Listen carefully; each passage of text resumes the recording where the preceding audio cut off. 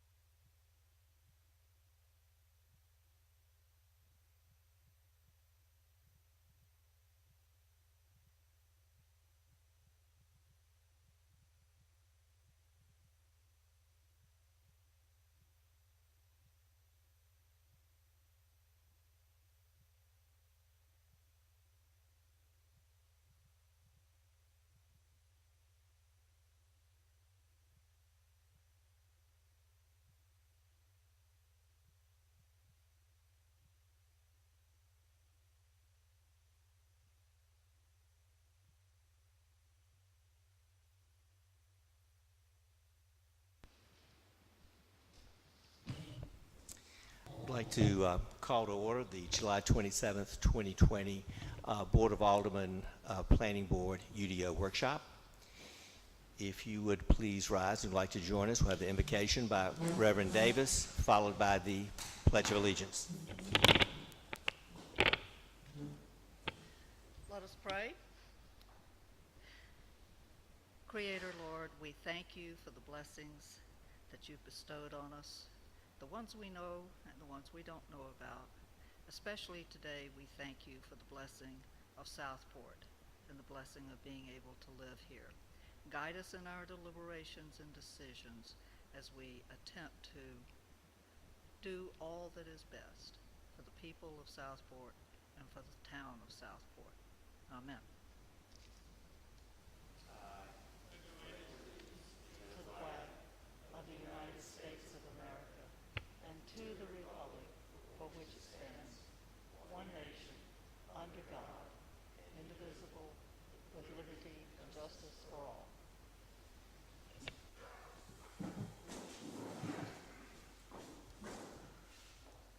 Thank you, Reverend Davis.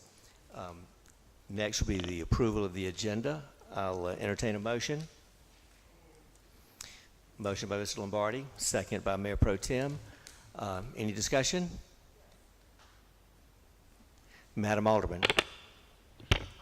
On this agenda, we don't allow for public comment. Pull your mic in closer.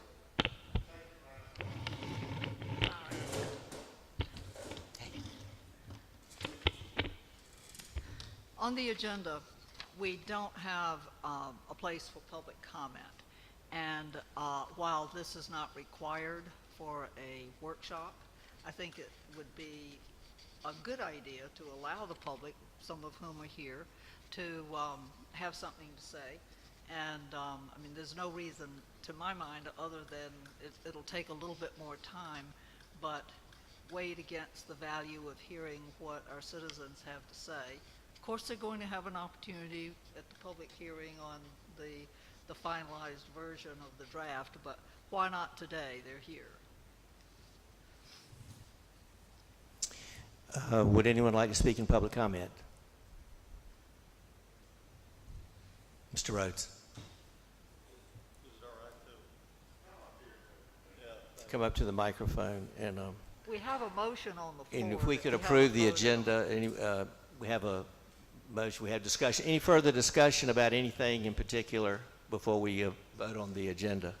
Well, should it be what we're discussing at the workshop and leave it at that, or could it be anything? Because we could get into... Yes, I agree, but one of your colleagues has brought it up, and I have no problem with public comment. No, I don't either. So it could be on anything. Yeah. We'll figure this out before the next workshop. We'll have it in concrete detail. Well, they give me a hint, it's about this. Yeah, but that's fine. You can speak whatever you'd like to speak on. It'd be great. Yeah. Yeah.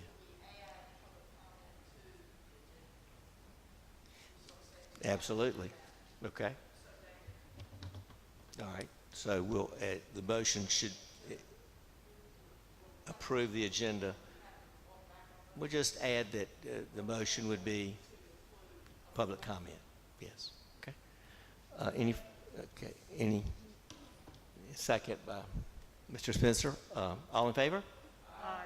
Any opposed? Okay, you. great. Mr. Rhodes, if you go to the microphone and take your mask off.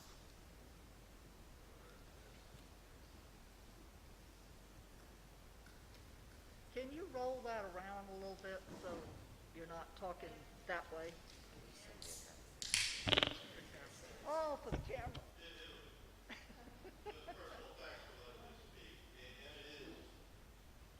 Thank you. Thanks for letting me speak, and it is pertaining to the UDO. You know, I know this has been going through like a 2-3 year revision, and I see the size of what you're dealing with. And I'm sure there's a lot of little things in there and you know, a bit of minutia. And after coming to the last meeting, you know, and listening to an hour discussion on whether the wife of the yada yada could be the huda huda, God knows how long this could go. But the point being is that I think sometimes, and this is just one person's opinion because they have not been in other sessions, but I've tried to follow along speaking to people. I think that the town is, to me, is at, not just to me, I should actually say to a lot of people. Like many people, I walk a dog, I speak to people, and it's from all walks of life. Democrat, Republican, young, old, it's a mixed bag. And one thing I do know is, why people moved here, probably for the same reason, quiet town, they weren't looking for the next Wrightsville beach. So I think when a town like this, to me, is at a turning point, development-wise, I think a lot of people are alarmed. And also, I've asked questions about development, and I've gotten, I've learned quite a bit about PUDs and spot zoning and conditional zoning. But when I ask, and I've spoken to several of you, when I ask questions like, especially, and all of this is in light of Project Indigo. I mean, so far I haven't met one person that is even remotely for it. I mean, first you get a glaze and then you get a look of horror. So I think we're at a turning point here, or a point where the town is going to get developed real quick. You have Osprey. No disrespect, you guys got pushed around on Osprey. So I don't know how many houses that is. Then you have Angels Landing or whatever it is, back on 11th Street. You have that group of homes. And now you have this, what almost looks like something that people should have known about, but all of a sudden it appeared out of nowhere, a 1,441 residence development. And then I hear about when you're going out to the ferry, there's a track on the left, there's a track on the right, or now we're being eyed. So I guess my question is, or my comment is, to me, I would want to know where, and I'm not quite sure, so the words I choose might not be the best. If I'm going to be going up against developers, because that's what it's going to be. It's going to be an advantageous relationship. I read Project Indigo, we're going to speak to the town and we're going to work in concert and harmony. Please. I mean, anyone who believes that, and I'm sure you don't, and I hope you don't, it's a joke. Because no one's going to sit on 391 acres or amass 391 and want to listen to other people tell them how they're going to put together that development, because they have people that invested in that project and they want a return. They don't want kumbaya. They don't care about Southport. It just happened to be where their money landed to be invested. It could have been here. It could have been, Mount Pilot, pick any town. Doesn't matter to them. We're just another, pin on the development map. But what I urge you to do, because I don't hear a lot of people up here knowing where the weapons are to fight back, or even if we have any. I keep reading about PUDs. It seems to me that, it's like, it's almost like carte blanche. You give someone a PUD, it's a PUD, they can do whatever they want. So what I don't hear is from you all saying, hey, if a project like this comes in front of us, we could do X, Y, and Z to, I'll use the word control the project, or manage the project in an intelligent way that it fits in here. I don't know if there aren't any weapons you guys have, or if no one knows where they are. So the point being of this is, you're working through this UDO. If you don't have, and also I get very nervous about words like conditional zoning and spot zoning, because to me it says, and I guess living in New York my whole life, I'm suspicious. It's almost like, we have these 450 pages that say what you can do, but then we could spot zone it and kind of dismiss the 450 pages. We could do a case-by-case exemption. And I worry about things like that. So for myself and for everyone that I've spoken to, no one is for mass development.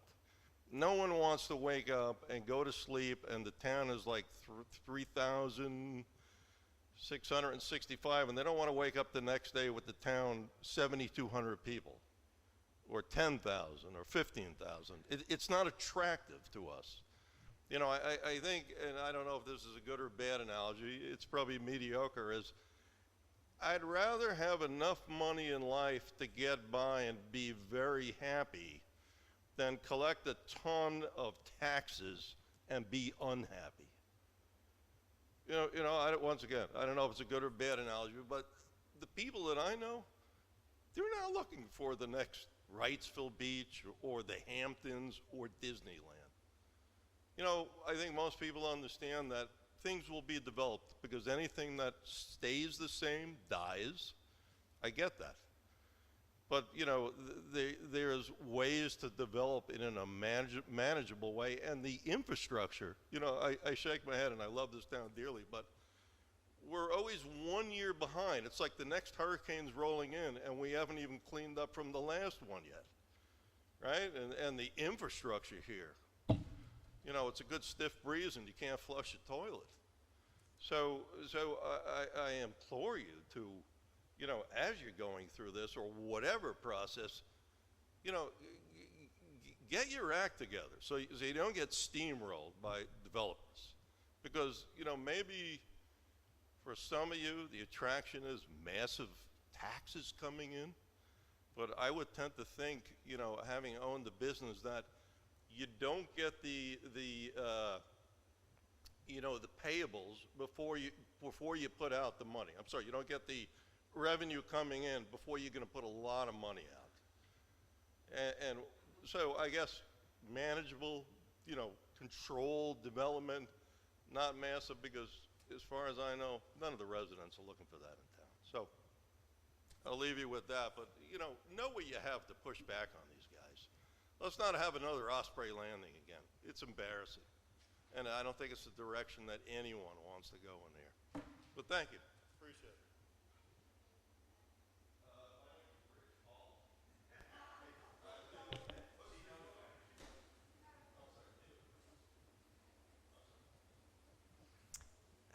Thank you, Mr. Rhodes. Appreciate that. Appreciate your comments.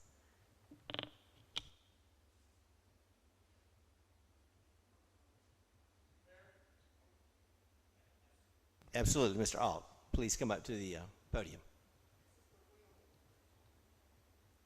Yeah, we figured that. My name is Rich Alt, A-L-T, and I... 616, I'm sorry, are you talking to David or are you talking to me? 6165 Cottage Creek Road in Southport. So I'm going to just play off of what David talked about in one regard, is that when I was sat here at the last Alderman meeting and this was allegedly unrolled for the first time, I saw dollar signs in everybody's eyes. And what I did not hear from anybody on the dais up here is what will it cost to support all of those those numbers. A very rough estimate, and I'm not an expert, is that you're going to double the size of the city in one development. No one thinks that people can't develop their land, but it is the density issue. And no rational human being would think that you're going to go, this is going to be a 10 to 15 year project. They're not in the market for doing this. And we don't even know when their clock started, because it has to do when the clock started, when they started buying up the land. And then you try to figure out who bought the land and go through the tax records. I spent today doing it. And you know, I'm up to 4 different holding corporations for Bald Head Island alone. So trying to track all of that down is very difficult. So they've been buying this property. So their clock started way back when.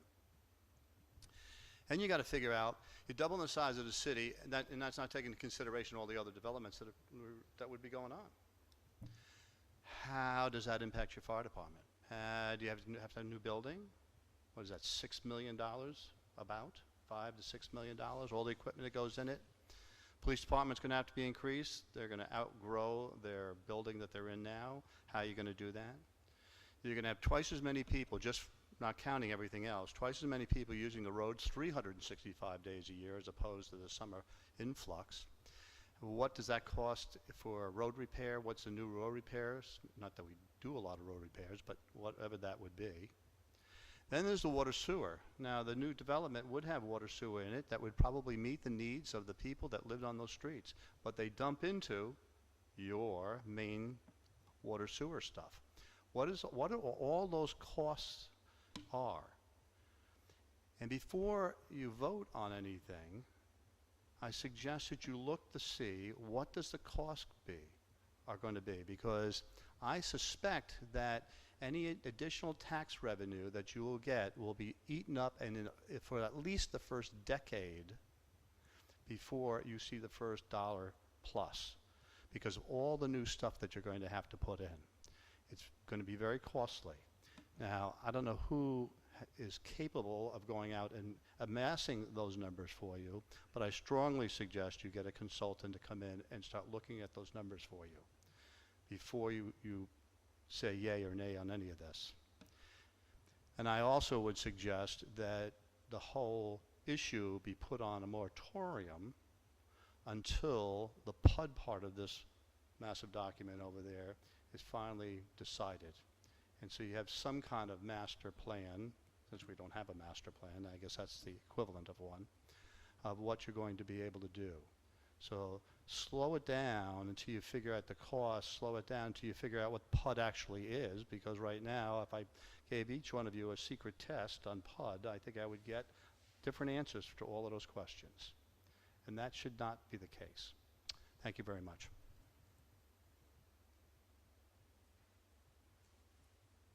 Thank you, Mr. Auld. Appreciate your comments.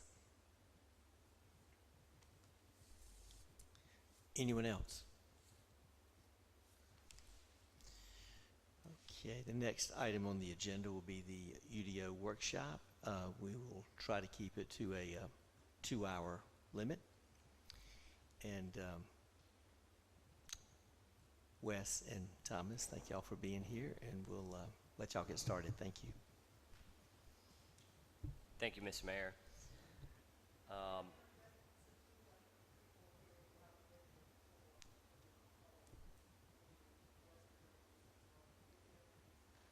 Wes, introduce yourself again. That would be great. Thank you. Thank you. Yes, my name is Wes Mcleod. I'm with Cape Fear Council of Governments. I'm the Local Government Services Director there. We serve 44 local governments across Columbus County, Brunswick County, New Hanover County, and Pender County. We specifically focus on matters related to planning and zoning for our municipal members and county members. Do a lot of training, UDO updates, and help folks through this arduous process that we have before you. And Thomas, of course, is the city's planning director.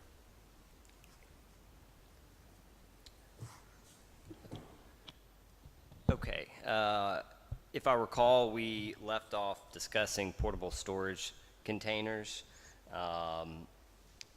and I would like to sort of begin there again, and I want to make sure that we're done discussing that particular item. From what I recall in my notes here is that the position of the board was to not allow those permanent portable storage containers in the BD district, and this is on page 3-35.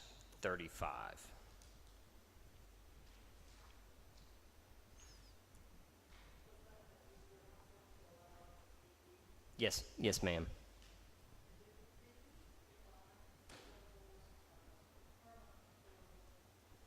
Hello, please.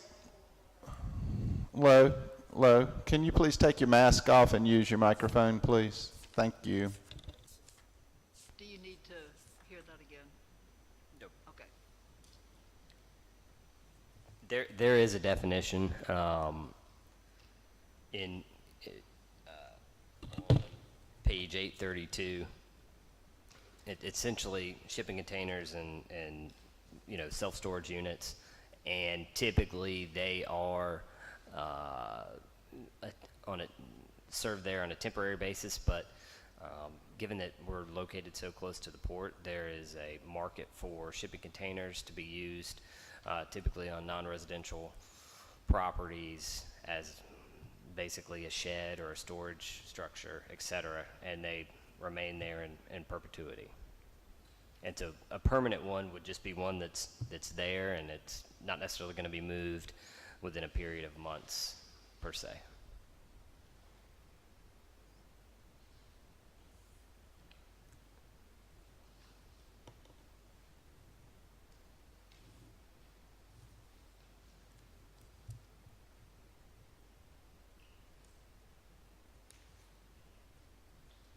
Any further questions on portable storage containers? Okay.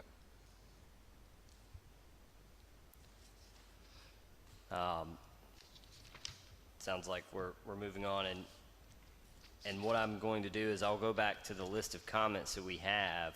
We'll pick back up on those. The next one would be on page 3-13, unless someone has something prior to page 3-13. There was a request to include indoor and outdoor recreation uses as permitted within a PUD.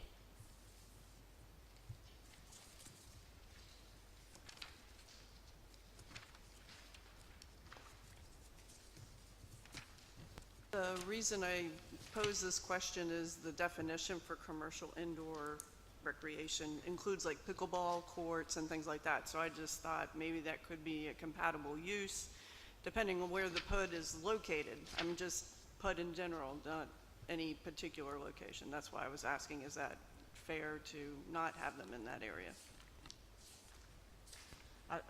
I will tell, I'll tell you what, and I think as a special use or whatever business, we could do it as a special permit, I guess. The only thing is, and I don't really recall any reason not to have an indoor something, because then they're going to make it hopefully harmonious with whatever's surrounding. But the outdoor recreational was something that was moved, I believe, and somebody correct me if I'm wrong, to highway commercial, just because it could be like, putt-putt kinds of, how would you qualify all that? So, I mean, unless I don't have a problem with adding it as a special use permit process. If you, do you, Wes? It's up to the board, I mean, when for an indoor. Sure. I mean, when the PUD would come before you, you would be able to make recommendations or change or alter the number of uses permitted within PUD. So even if it was a permitted use, for example, you all could render a decision, we're not comfortable with having that use within this particular PUD. So you do have, a decision process in there. So if you want to make it a special use, you certainly could.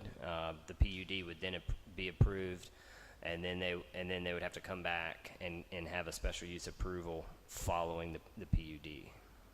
Necessary. You think it's fine. Now, tell me this, since PUD is the whole thing that comes before and is planned, the fact that it wasn't included as a use, it could not be put in a PUD? That's correct. That's correct. And then, so you would be comfortable with it being a permitted use, since it would have to be considered as part of the plan anyway? That's correct. You all would consider the available uses. So if the board is, if you don't have real objection to it, then you may just want to have it listed as a P for under the PUD. Yeah.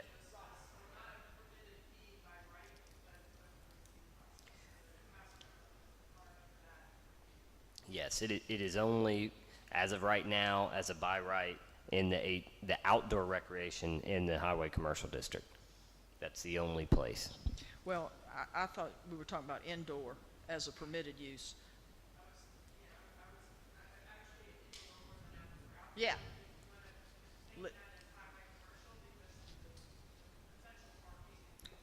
Okay.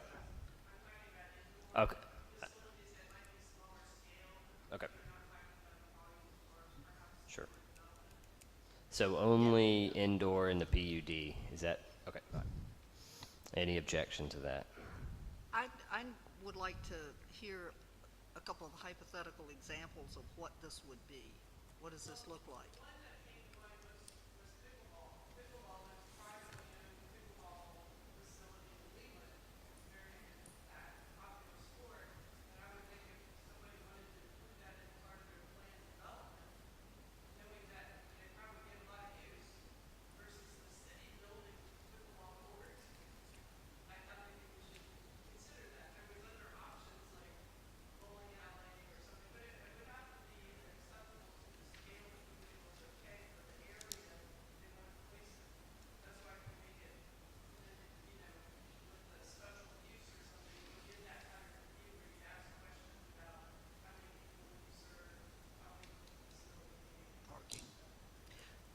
Are you also maybe thinking about like over at the Arboretum on Caswell, there's an indoor swimming pool?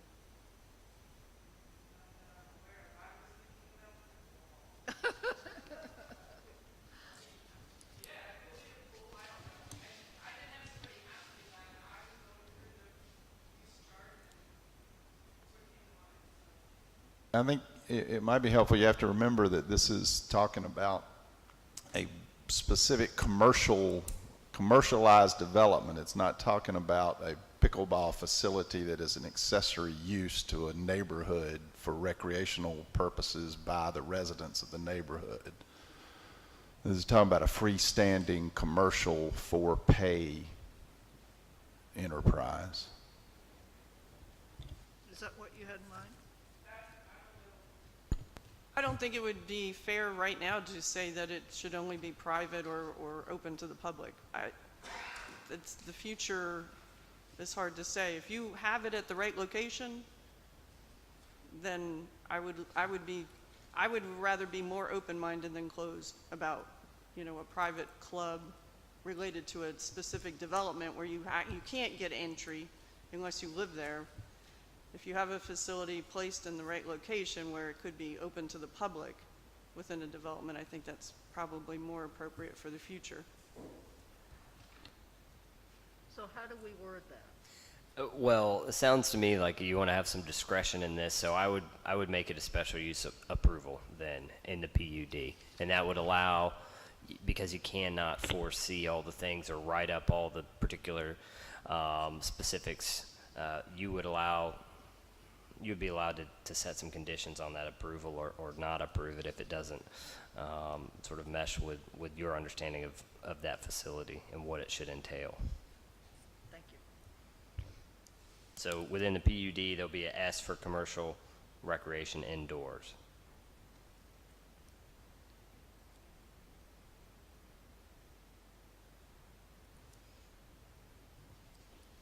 All right.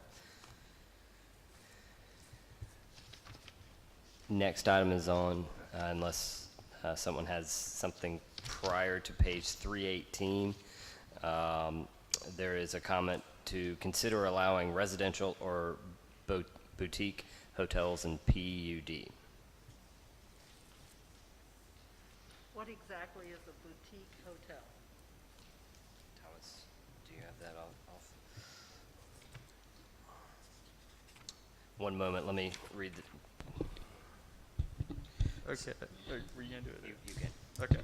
So it is defined as a building or group of buildings limited to a maximum of 10 rooms total, providing lodging for persons with or without meals, and intended and used for the accommodation of transient lodgers and suites designed in such a fashion that reflects the intended use for transient lodgers and not for permanent residential accommodation.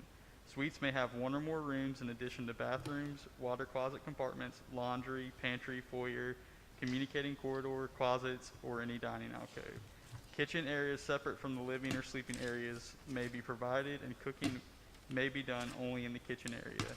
The definition of residential or boutique hotels shall not include dwelling units as defined in this ordinance, but may include services ordinarily provided by hotels such as maid, desk, and laundry services.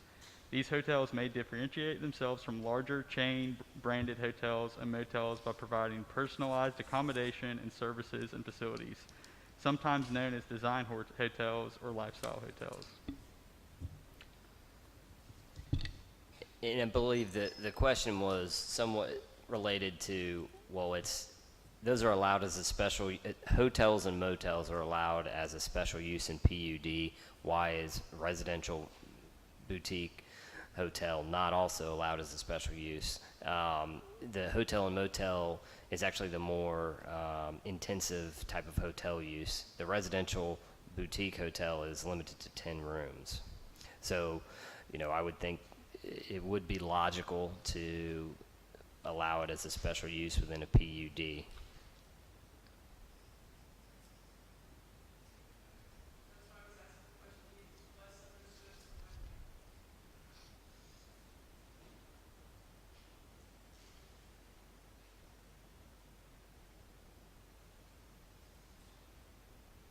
Any objections to that?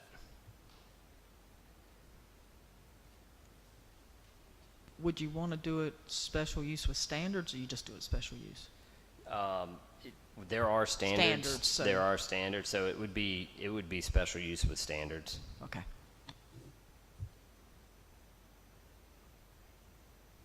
If there's no objection, then we'll add a SS there under PUD for residential or boutique hotel.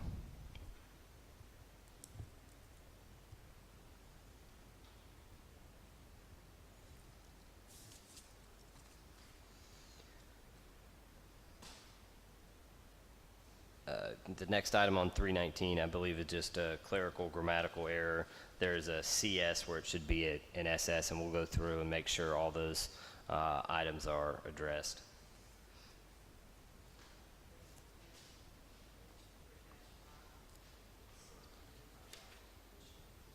And that I saw that one too. Thank you. When we started this process, we weren't going to go ahead and update that, but we decided since we've got the whole document, we might as well do it now. Yes, Thomas and I will make sure that all those items are corrected.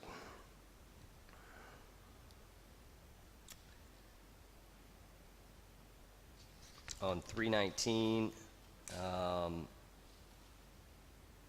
allow maritime sales and rentals with service in PUD.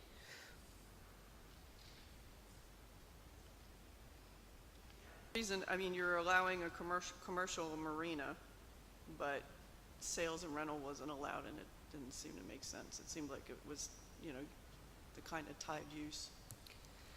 It is similar. The only difference would be you could have, a marina that doesn't have, versus like a boat dealer type of a use. That is the distinction there. But if it's a pleasure of the board, certainly that could be added as a permitted use in the PUD. So everybody understands what that is. I have the Yeah. definition right here, and it's uses involved in the sales, rental, service, repair, cleaning, and temporary storage of boats, watercraft, including non-motorized watercraft, and trailering devices. That's your maritime sales and rental.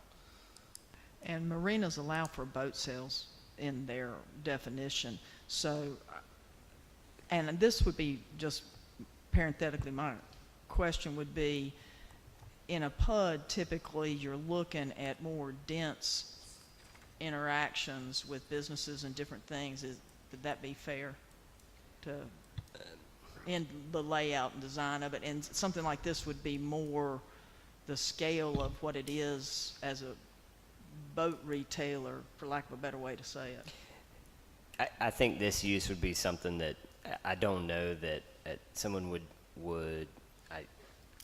this obviously cannot be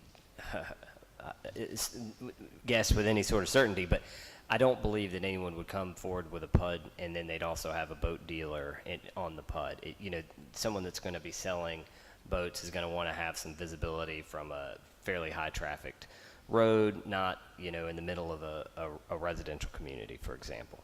I mean, perhaps there could be a marine mechanic located somewhere in the PUD, but again, I don't think that would be typically used. Now, you can add it as something that could be included as a consideration for a PUD.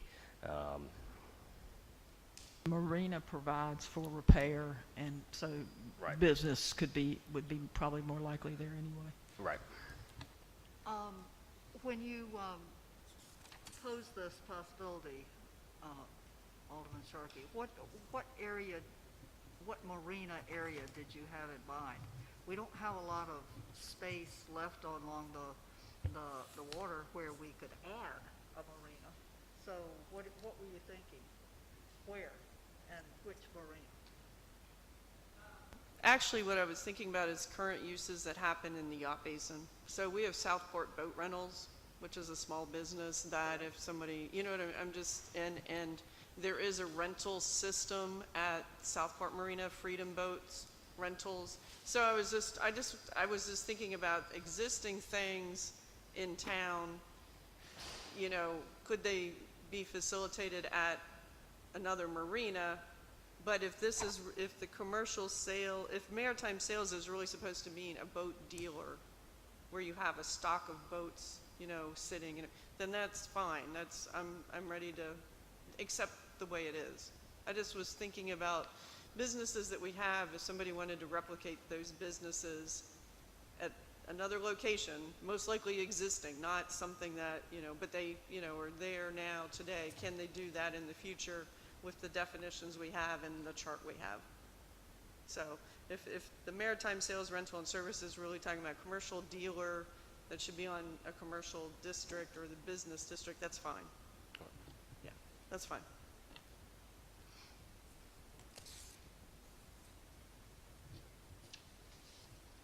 Okay. Next item is in regards to restaurants and the distinction carry out restaurant versus standard and fast food. And for example, why is carry out not allowed in PUD, but standard and fast food is a special use? This is one of the items that we just left as is, in your existing table. We didn't necessarily address it. Typically, the distinction would be, carry out's going to have limited parking. There's not going to be, folks on site there. But given the level of intensity, I would again, it would be logical that carry out could also be permitted in a PUD.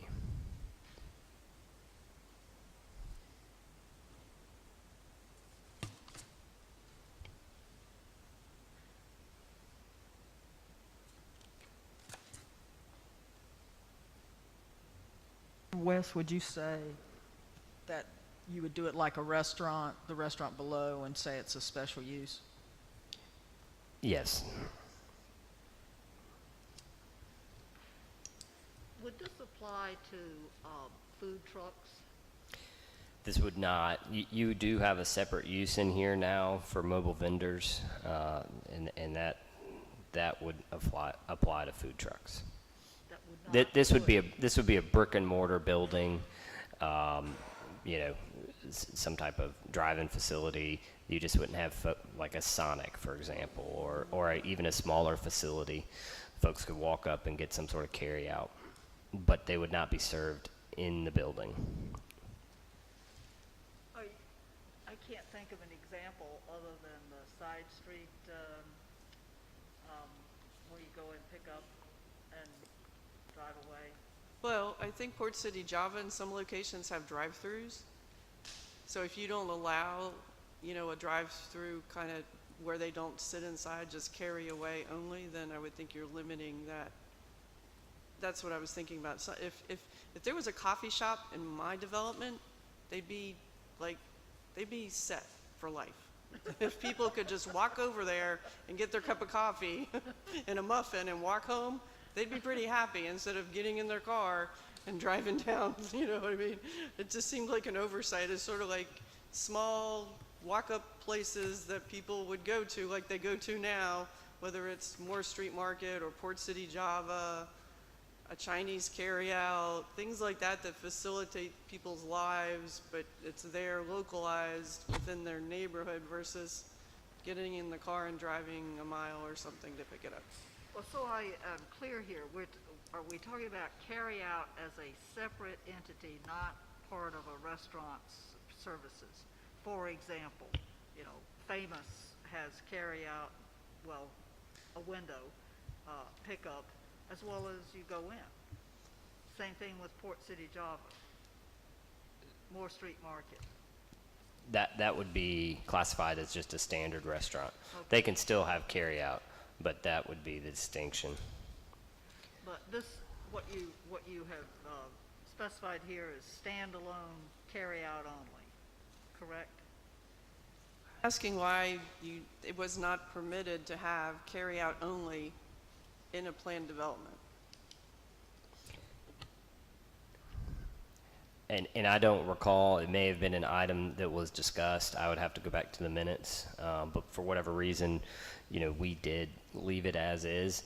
Again, this is something that would have to pass muster with you all in the PUD process. Not only would that use have to be approved, but then they would also have to get receive a special use permit to proceed with actually putting that facility there. So you do have two-step process here to ensure that facility is going to be something that you want. So I don't see an issue with you putting the S there, allowing it as a special use.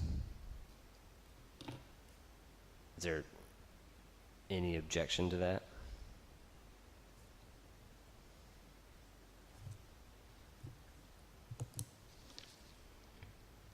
Okay, so there'll be an S for carry out on PUD.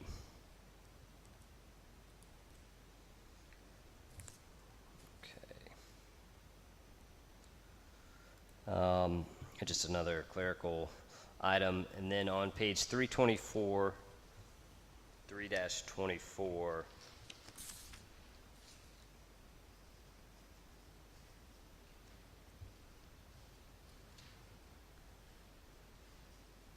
there is a change the zone for tattoo and piercing establishment to highway commercial from heavy industrial. It was a typo. I mean, you really meant for places that do in highway industry. Okay. Depending on the community, those can be viewed as sort of noxious types uses that are not desirable. But certainly, if it's up to this board, if you feel like you want to allow those in highway commercial, you can certainly add that there. Do we have an example of HI? Where is that? It's heavy industrial, so it's, you know, where ADM is and all that kind of stuff. Oh, okay. Just the place for a tattoo parlor.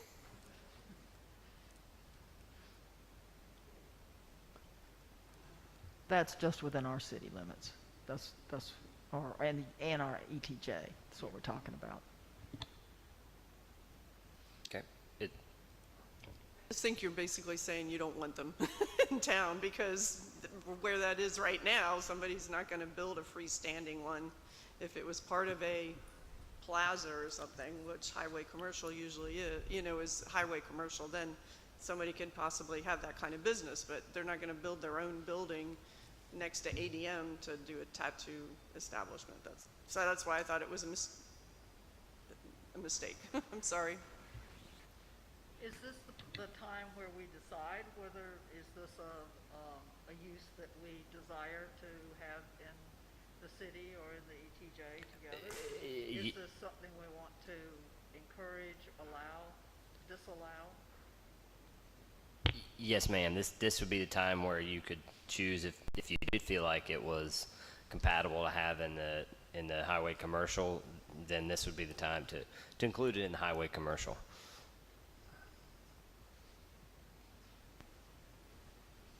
Does anybody have thoughts on that? Do you want it? Do you not want it? Well, Don't care? I think we're limited.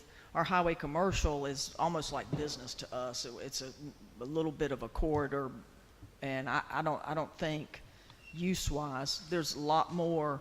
I mean, in that corridor is the county has plenty of access to opportunities to have that kind of service. I don't know what their zoning practices are. I'm not, I would have to look it up. Yes, most likely.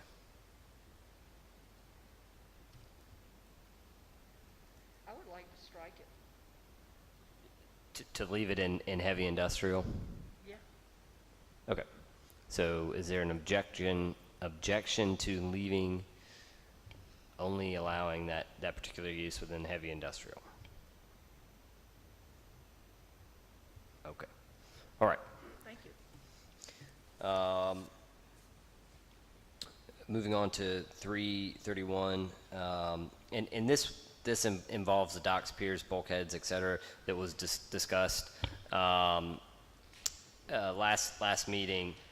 And I think that, and we can talk about it again, but I think we sort of addressed this item. The question is, why were boat docks deleted from permitted accessories? And if CAMA permits installation of docks and piers, is it legal for the city to restrict to only non-commercial? And so the city certainly can do that. And I think we did talk about this, but I'm happy to discuss this some more to whatever degree we need to. It's not boat docks. It was boat lifts that was removed, so maybe that was just an error. Or maybe you meant lifts. But in bringing this back up, I did have something that I wanted to discuss related to it, so that's why I didn't say it earlier, was going back to page 3-8, which is the companion to this. I would, in open space, we're allowing as a permitted use, with standards, of course, the residential use of open space for a dock. So what I did is I went and looked at the current zoning map, and and looked at it with Thomas, there's only like maybe 8 current docks that exist like that, and there's not very much other opportunity for that. So what I would like to do is suggest that we, instead of, and because this is a new use to the UDO in open space, to say that it is a special use permit process rather than a permitted use. So then it adds that other layer of, the city and the citizens can participate in it, and the neighbors. And we already limited it to only non-commercial, correct? Yes. Okay, and it has to be attached to a residential property? Yes. Okay. But instead of it being permitted, make it special. All Could right. you give us those 8? Thomas, it's off of Indigo. They were, he pulled them up and showed them to me. They're random. It's not like everybody or anything. Docks that go into the creeks around Indigo. It'd be easier. I could show it to you after the meeting. Yeah. Yeah, but it was only like, Mark, it was only like about 8, he said. He counted them. So, I really was more worried about the yacht basin and some of those held properties for a long period of time that might have been residents, but they've turned into commercial endeavors to lift a boat out of the water. That's all I was really worried about in that. And so, this isn't even about boat lifts. okay, Yeah. All And right. where you're talking about the yacht base and all those docks, that's done business. business. Yeah. Like the fishing boats and so forth? One last question, though. Turtlewood, I believe, and Jonas Creek or Cottage Point have community access docks. Are those lots residential then, or how are they How are they So, zoned? the Jonas Creek one, or Cottage Point, whichever one it is, that was included in the count that Karen mentioned. And then, that would be part of it as well, the HOA dock for Turtlewood too. Not doing anything that could harm them if they need to rebuild, something.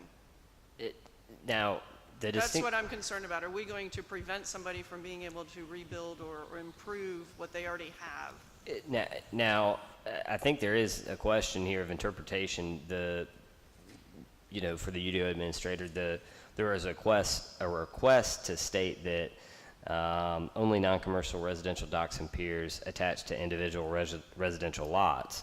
I would interpret that to mean that it could not be a community dock, so that you would need to have your dock. And Thomas, would you interpret that the same?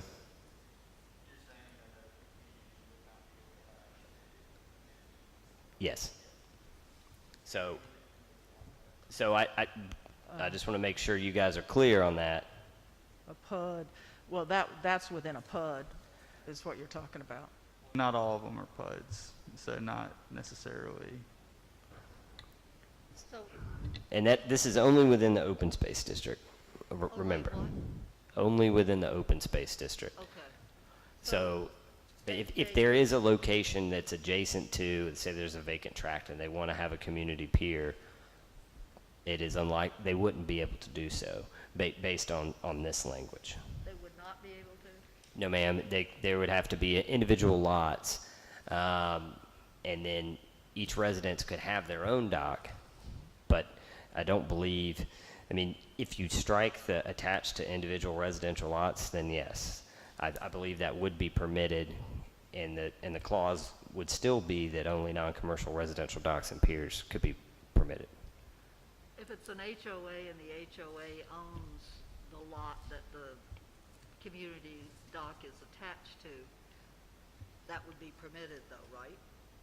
There wouldn't have to be a house on the lot, is that correct? It can be a principal use, but again, this language, it leaves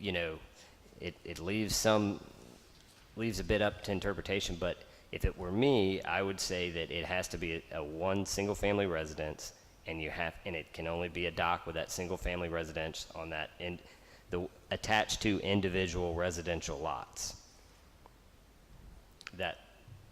That's how I would interpret that language. So, if you do want to allow it for,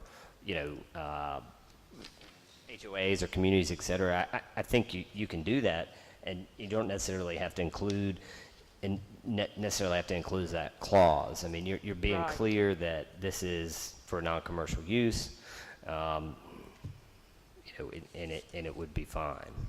And plus, if we do a special use permit, That's correct. right, And then if the board did want to permit these as a special use, then there would be clear discretion and understanding and some conditions that you could attach to that, making it expressly clear that it's not to be used for commercial purposes.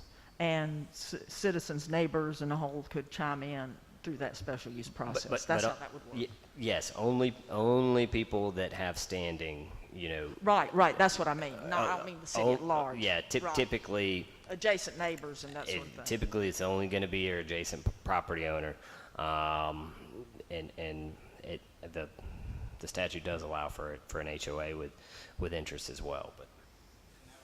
That would be a quasi-judicial process, not a legislative process. So it would be your typical special use permit where the Board of Adjustment has to do a finding of facts, document, and everything else.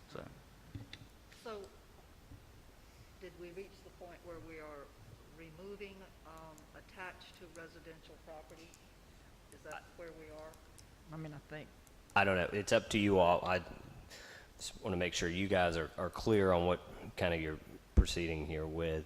Sounds to me like the pleasure of the board is to have it within the open space district, a special use permit process, and that community docks are okay, or a dock that's associated with a residential neighborhood, essentially. And if so, then probably remove that statement. I think that's a good point, yeah. That's all, I think the original language with the non-commercial statement and everything was what the intent was it's for neighborhoods and personal use, not those other things. So I would feel better because, like I said, I wouldn't want to harm somebody's ability to, maintain what they have or something if it was damaged by a hurricane. If we add that extra language, so I would go with the original language. We have the planning board here, and it's a combined Alderman planning board workshop. Do you all have thoughts on this? I think we added this and not you, but And if, yeah. Okay. Okay.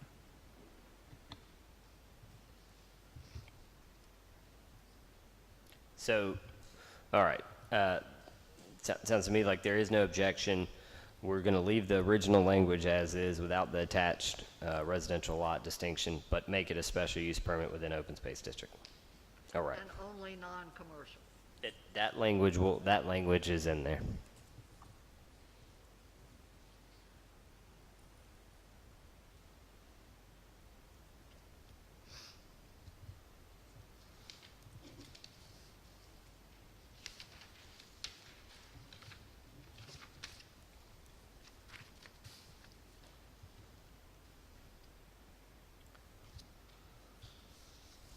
Okay. Moving on to 331. Is there anything? Well, I guess we are on 331. There's a question about home occupation, and allow it and the outside appearance of that home occupation. There's a request to change to allowance of signage that does not exceed 18 by 25 without illumination. I was just, if they're going to have home occupation, can we allow them to have signage, but it doesn't need to be illuminated? I think it should be eliminated. Well, I don't think there should be signage. I think the whole point with the home occupation process is to have it not have an appearance as an occupation. But you know what I'm saying? That's their whole process, not showing it as a business. I mean, that's what it goes into great detail about, that process. So I would opt for not having a sign there. Same here. I mean, that's going to have a real bearing on the character of a residential area to have a sign out, woodworking shop, doctor's office, whatever. I mean, if you have a business and you want foot traffic coming in, there are other ways to advertise.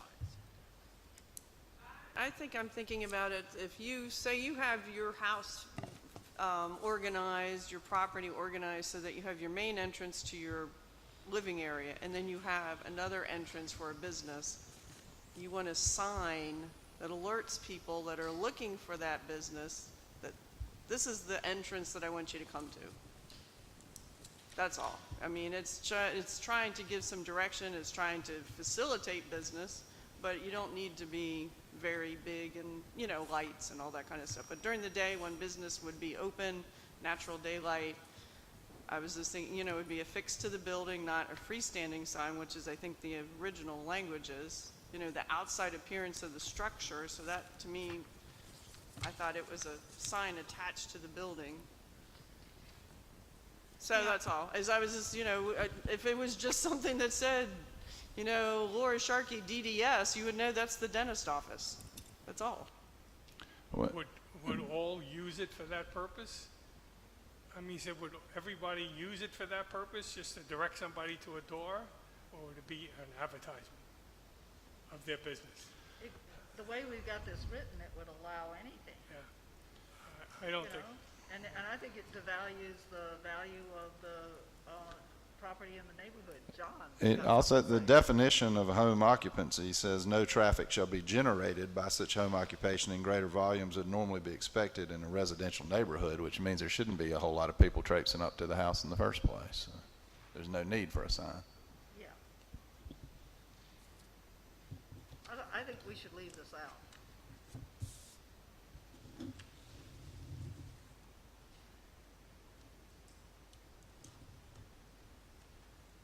In other words, we're leaving it that home occupancy does not come with a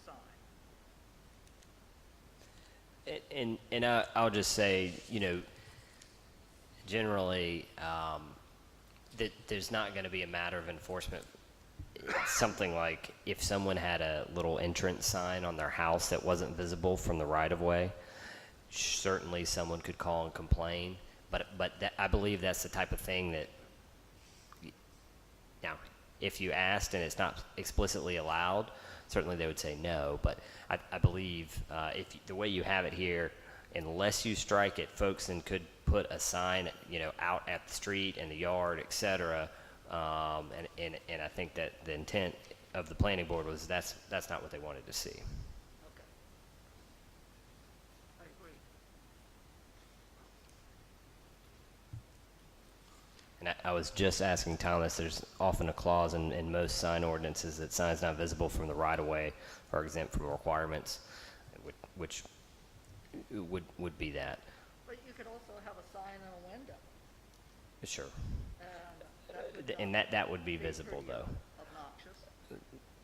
But it sounds to me the pleasure of the board is to leave this language as is. Is there any further discussion or objection?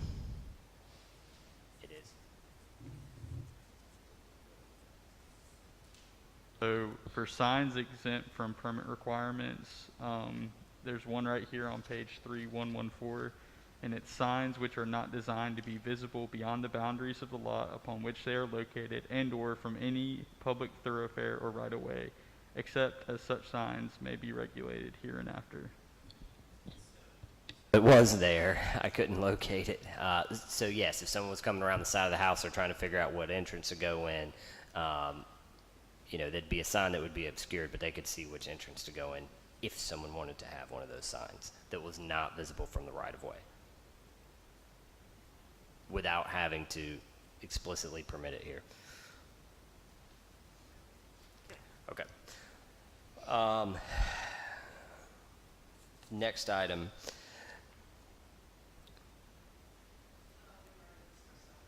Okay. Okay. And I believe we also discussed outdoor vending machine. Is any further discussion on that? Okay. I don't remember discussing that. What did we decide? That only attached ATMs to, in effect, banks are permitted, right? And you had a question about newspaper boxes. Port Pilot has a newspaper box out front. Are there any other vending boxes anywhere, freestanding?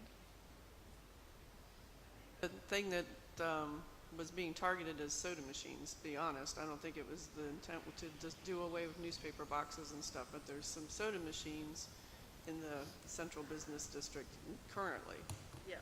So you would not permit any new ones to be added with Aren't they this, all on with the city way it's property? written right now. Or any other vending machines. We could have a mask vending machine in the future for all we know, and it won't be allowed in central business district. You'll have to go out to the other district to get it. So we're not going to have outdoor vending machines other than ATMs attached to the bank. Is that right? Okay. I think it should stay that way. So they could have. Yeah. The drink machines that you're referring to, I think, are on city property, aren't they? Which is a whole different thing for us to think about. And that's only within the CBD district. Yeah. But yes, that's correct. That would be a non-conforming use. The city could not replace those. But Thomas, you want to? Yeah, y'all mentioned something about news racks, and that is in the definition for outdoor vending machine. It says, a machine or other mechanical device or container that dispenses a product or service through a self-service method of payment, but not including an automatic bank teller machine, incorporated within a wall or facade of a building. But it does say not including, so a news rack is included in that, I believe. Yeah, a news rack, a machine dispensing fuel, compressed air, or water at an automobile service station, or a public telephone. Self-service ice vending machines shall not be included within this definition. Oh, well, I've changed my mind. Kidding. Page 830.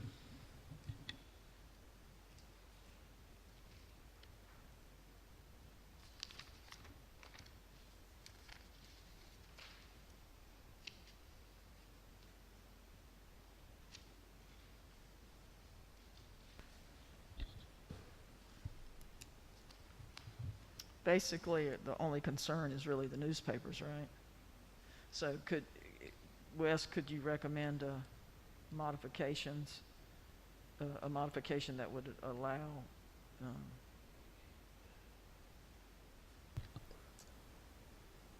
This, the definition could just say, but not including a news rack. Okay. So news racks would then be allowed. okay.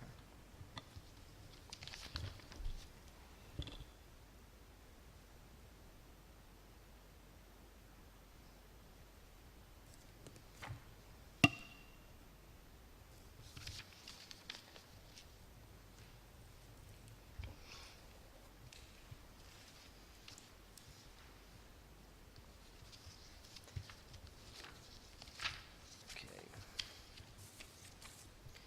Next item, solar energy systems.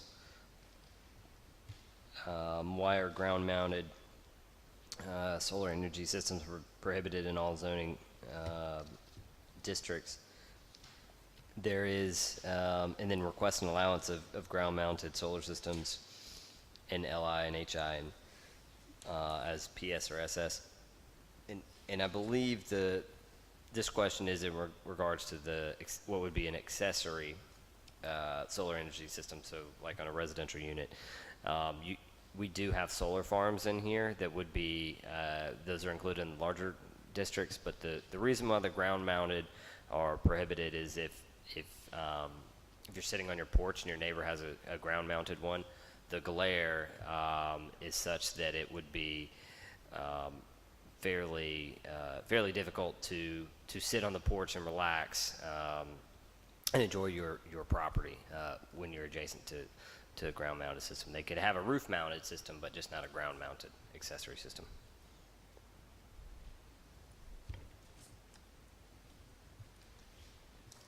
Is that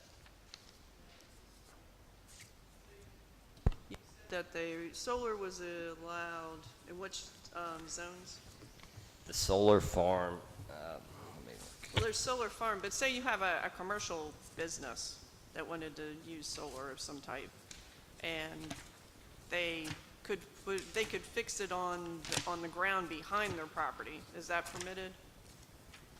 I mean, it all depends on whether or not they have the right sunlight and all those things, but would that be permitted right now? If it was commercial and it wasn't next to, a house and all that stuff? 1 second. That wouldn't meet the definition of a farm, right? A farm is doing this and then retailing the energy. Yeah. That wouldn't, it would not be permitted, so they would need to have it on the roof. Thinking about light industry or something, I mean, that's all. I would rather we encourage clean energy however we can, but I completely appreciate not having it on the ground in a residential area. I'm just wondering if we can have the flexibility that in our industry zones or even office and institutional, as those things become more available to people, I would hope that they want to use them, but it might be easier to maintain them if it's on the ground than if it's on top of the building, so they may ask to be able to put it on the ground. Office institutional is transitional between like residential and business, so that's probably not an area. Highway industrial, is that what you're thinking? More commercial use, not your, certainly not residential, not, Because the most efficient land use is going to be putting it on the roof. okay. No, I'm not saying not to, but if you want it at highway industrial, I mean, Yeah, I mean, I don't if you think don't have that it in the chart, they matters. can't do it at all.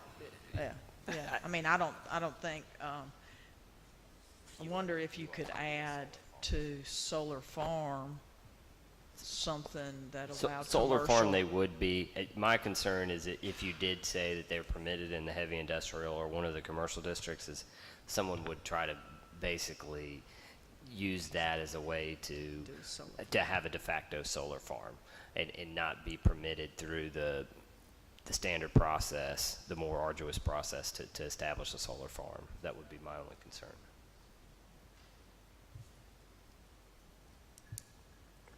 So we're leaving this as is? Okay. And, certainly I think if there was enough demand or Thomas received some calls and folks wanted to do that, I think obviously there could be some consideration for it.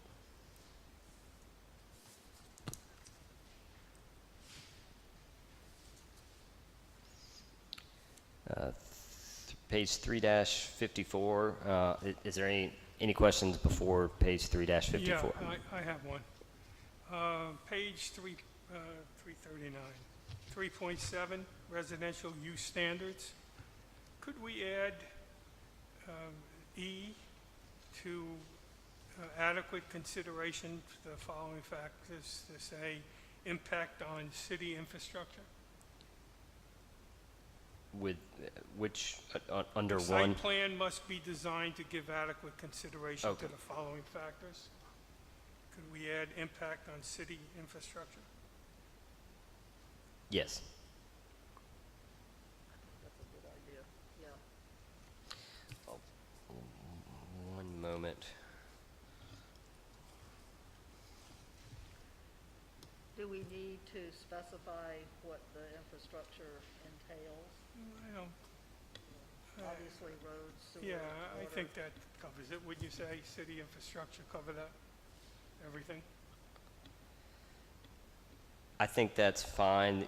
The only issue you have is that within your multifamily district, multifamily is permitted by right, so you can't apply discretion per se. So this is sort of a discretionary item. But I will say that the other items are as well. So I think you're fine to include this here. Yeah, I'd like to see that. Okay. So Tom, 3.7, You- item 1. One. do we you add- do realize that's just multifamily, right? I mean, are you trying to get something in that would Oh. apply to all new development? or- Yeah, I'm sorry, is that just for multifamily? Oh, I see, yeah, it is, just for Yes. multis. We would want it there, I don't too. know. I don't know if there's any objection to having it there. I think it's something that should be considered every time.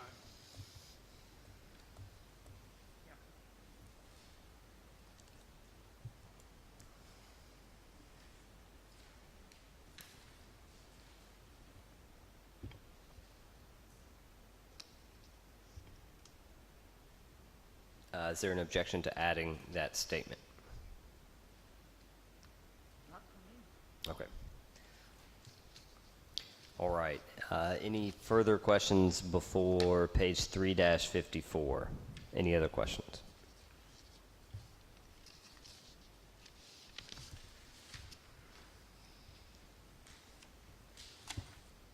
Skipped over this, but I don't know if this is not, it's a more direction. 2.13, they're saying that that's where the stormwater permit is. It's 2.14, it's a small adjustment.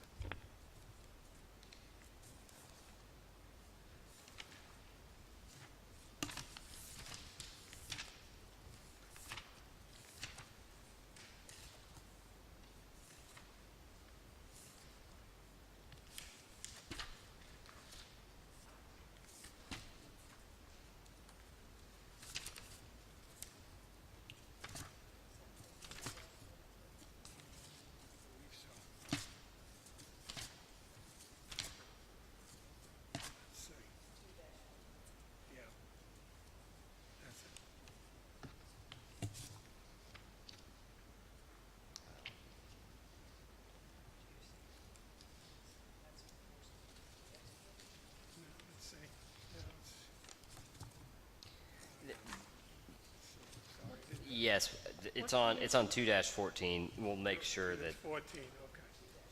Okay.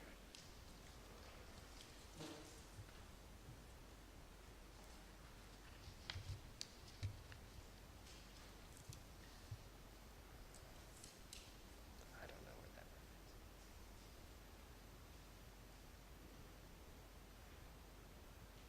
where that. What was the issue again, Tom? Just it says that on 2.13 is a stormwater permit, but it's actually on 2.14. Oh, is that on the table of contents? Yes. Okay. There's a that will be corrected with the way this document is laid out with all the changes that some of the table of contents have gotten. Yeah, I just happened to. But thank you. go through it.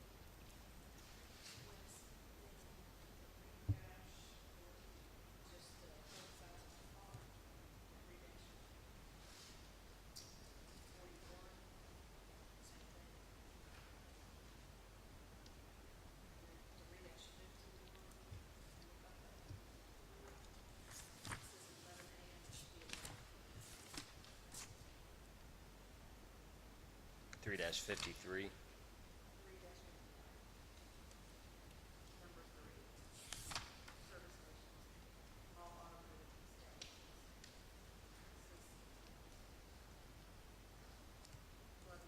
Okay.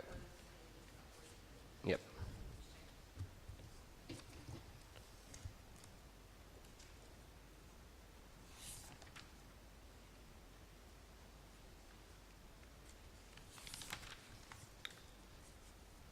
It's at the top of the page of 351. Got it. Yep.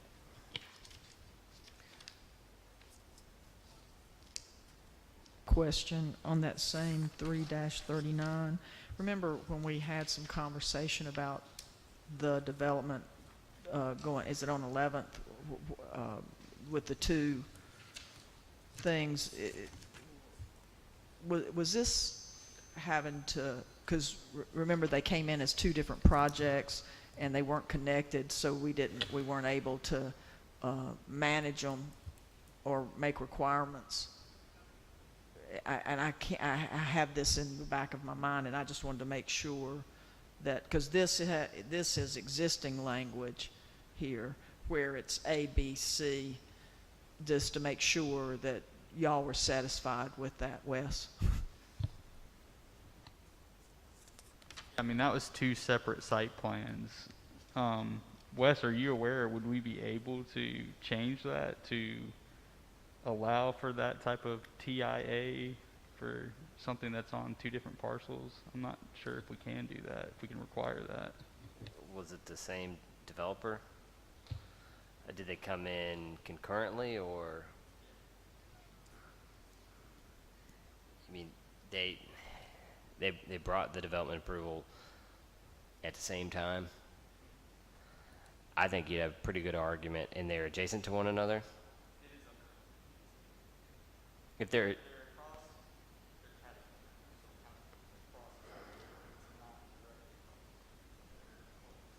And they were different uses. One was I'm going to say one was multifamily, and one was more single family.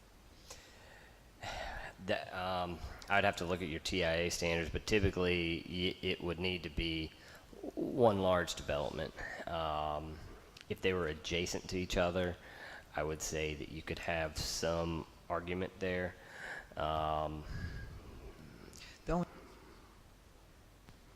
The only reason was about impact and, on the streets and in the neighborhood. No, And- yes, I understand.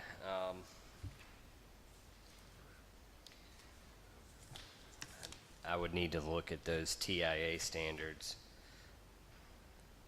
Maybe you could just put that on the list for coming back rather than, and we can keep on going if that works. Okay. Because that, that's,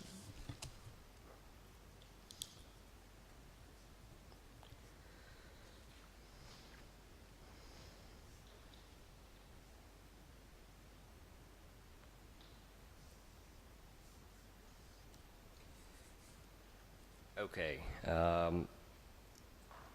Anything further before page 3-54?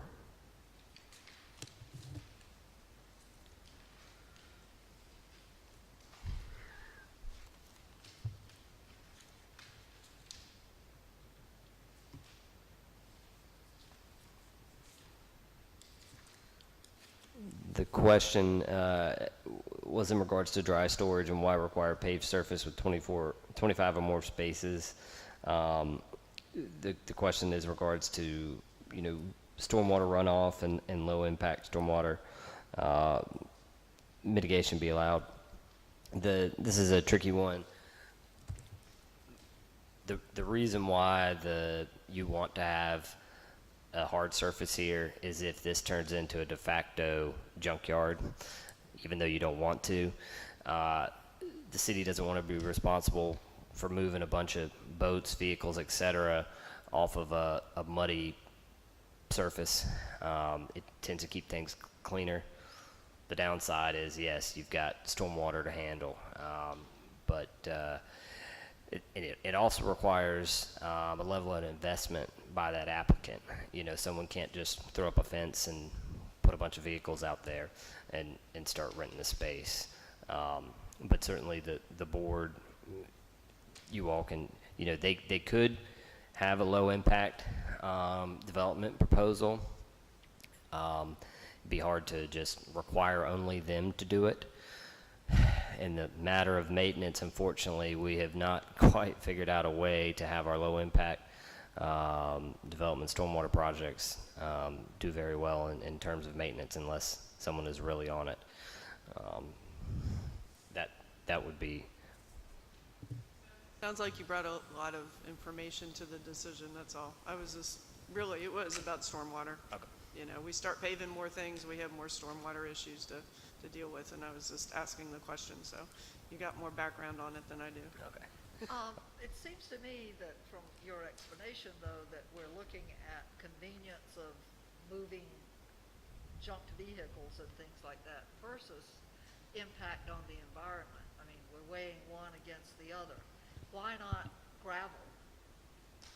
I mean, harder to move a heavy junked truck, I guess, through gravel, but at least there will be absorption of water. The only issue with gravel is it's got to be it's got to be clean washed stone, it's got to be number 57 stone, it's got to be 4 inches thick over geotextile fabric, and so it's unfortunately not as simple, because gravel in itself is actually just standard gravel. Crush and run functions as an impervious surface, just the same as a paved surface. And typically with a paved surface, you're going to have some sort of collection system, whereas a gravel system you may not. There are materials now that are pervious. There's a business over on Oak Island, Sweet Treats ice cream store, with which I'm very familiar. And they repaved their parking lot and entrance with this, and they've got a big sign explaining it, and it works. I mean, it feels and looks like kind of an aggregate concrete, but actually water soaks right through it. And Does the alternative paving material determined to exhibit equivalent water resistance apply? The water resistance is my stumbling point. I think we want to soak up as much water as possible. Also, this is allowed only in highway commercial, light industrial, and highway industrial, or heavy industrial.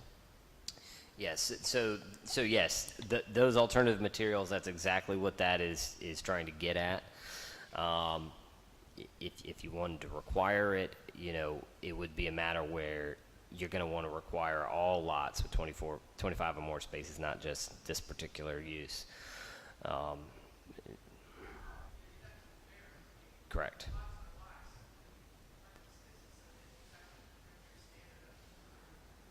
Well, what would be the problem with that? Because we would improve stormwater. Because It's hugely expensive. Well, the other thing is we are still talking about the need for a stormwater study and a plan. So maybe if we study things, you know, and identify areas of risk and areas that need, you know, to be, as a part of a plan and a systematic thing, you make an amendment once you identify what your plan is and what's acceptable, you know, materials and stuff like that. You could also, if you're going to pave the lot, run it to a catch basin over a big cavernous stone and let it soak into the ground that way. At least you still have a hard surface and you get rid of the water without. Yes, certainly, and the thought being also is that if you're going to have 25 or more spaces here, you're going to reach the threshold that's going to require you to have a state stormwater permit. So the city is, you know, going to provide some oversight in this, but it's going to go through a more rigorous process to ensure that that water's not leaving the site. You know, they're going to have a paved surface, they're going to have an adequate maintenance agreement, all these types of things that the state can help provide some support on. My priority was that we try to avoid paving more and more and more things.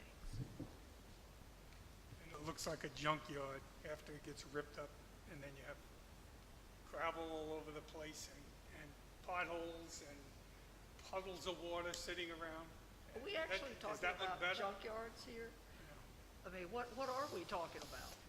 No, this would not Dry be, storage. this is dry storage, but Which is? there have been, you know, I have dealt with enforcement issues with other jurisdictions where these dry storage facilities can turn into problematic items, where there is a vehicle that stays there too long or whatever it may be, and the particular jurisdiction has to provide some level of enforcement, and they got to go on that site, and it's really problematic if that site's not paved. More problematic, if you will. I'm still looking to try to get my mind around what exactly are we talking about? The as definition- Dry storage business. The definition says the keeping of boats, watercraft, and other recreational vehicles to be accessed by the owner. Okay.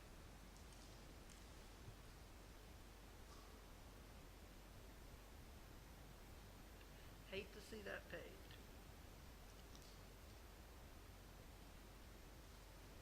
I said something by myself here on this. Okay. Are we moving on to page 362? At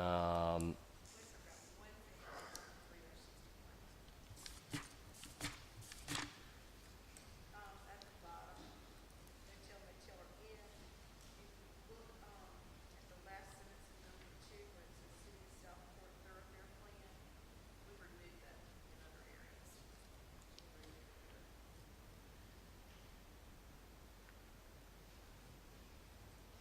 It's now the Brunswick County CTP, correct, Thomas?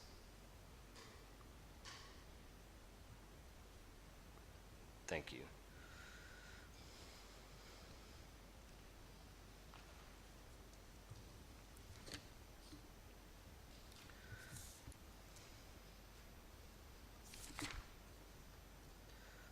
Um, 362, no exterior accessory uses except for off-street parking.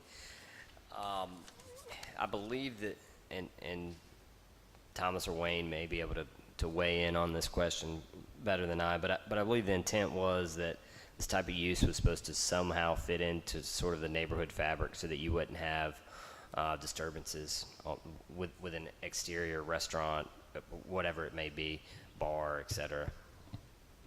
But I'm open to sort of whatever question you have. No, it was just simple things like, you know, if you have a sitting area or something that's screened in or something. I mean, I'm just thinking low key, not outdoor bar, but once you open the door to accessory use, you have to define it very strictly. So if it's just, like I said, I'm trying to be open-minded as far as what we can do to help businesses or, you know, not that they, you know, should be able to do necessarily whatever they want just because they want to, but is it compatible with Southport? Is it a compatible type of use? And that's, I know You know, a lot of people have screen porches on their houses. I could see maybe a screen porch use in a boutique hotel, a screen deck area or something, if that's an accessory use. That was all, just simple things. If it were attached to the structure, they should be fine. But if it's, you know, separate of the structure, then yeah, that's where it would be come into play. Yeah, if I'm not mistaken, what I recall about boutique, this is supposed to be like maybe in CBD or some kind of low profile, smaller kind of an experience like that, because otherwise they'd just do it as a hotel and then do whatever other accessories and that sort of thing.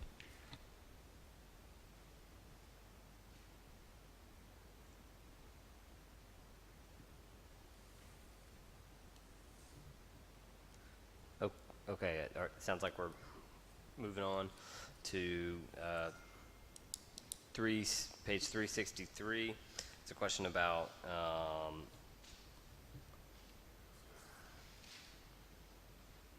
marina, commercial. Additional permitted activities should include boat rentals, tours, and instruction. To some of that discussion we had earlier, I think, where I misconstrued the commercial boat sales, and you know what I mean, getting confused with marina. I was thinking again, just, you know, I don't want to limit things that we consider compatible with Southport, you know, boating instruction or something, you know, a tour group that operates out of a marina. I don't want us to limit those opportunities, is what I'm looking at, but not a big commercial venture where you have a bunch of boats sitting on a piece of property next to the marina. Right.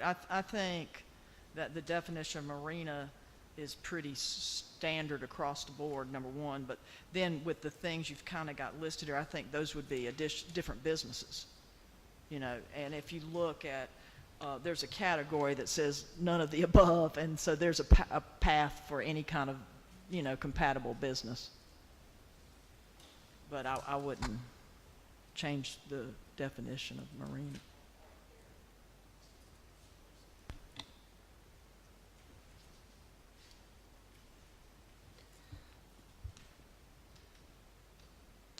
So the question before the board, it sounds like there's still some discussion on whether or not to include boat rentals, tours, and instruction.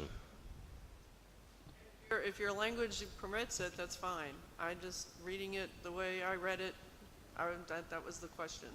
I think that certainly the boat rentals, you know, would be an item that if that's something that you supported, that you would want to include in there. You know, the tours and instruction, you know, that's almost not a use, for example, but you could add it to be explicitly clear that's something that's permitted.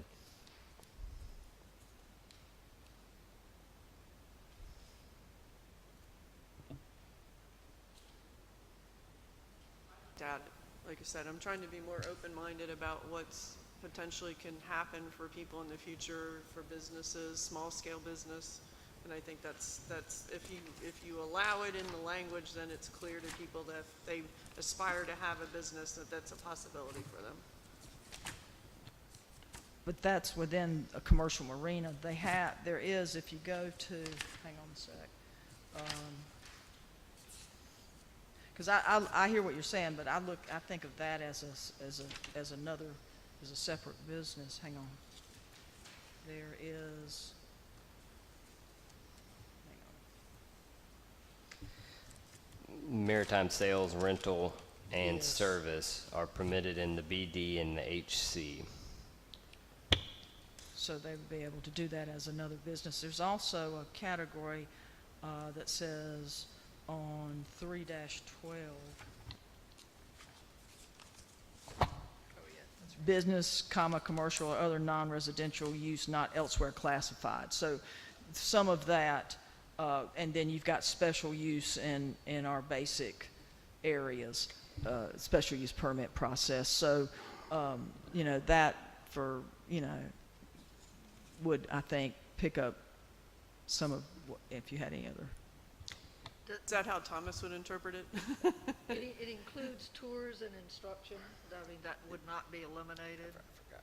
Go, you Right. go ahead. We don't know what instruction even means, Well, you know. learn to sail, learn to operate a. But that would be a separate business. That's not the job of a commercial marina necessarily. There is also a water transportation use that's historically been in here that includes excursions. That would certainly address your tours.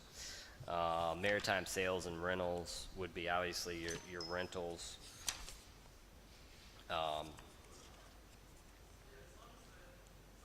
Zoning, I think, matches up, right? Then Sure. it's in the, you know, Yeah, for the yes. different categories, that's all. Now, marinas are permitted in more places than maritime sales and rental are permitted. So, for example, marinas are permitted in the PUD, and the CBD. Maritime sales and rental are only in the BD and the HC. The yacht basin is the BD, for example. So, de facto, if someone wanted to have a rental facility on the water, it would need to be in the BD district.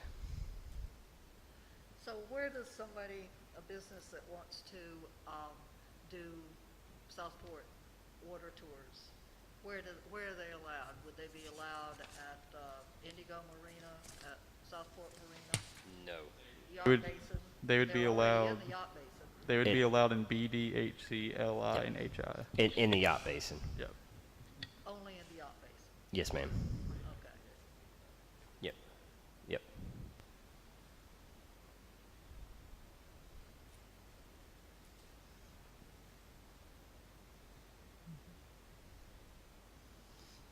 Any further questions? Sounds like folks are satisfied with the way it is currently. Okay.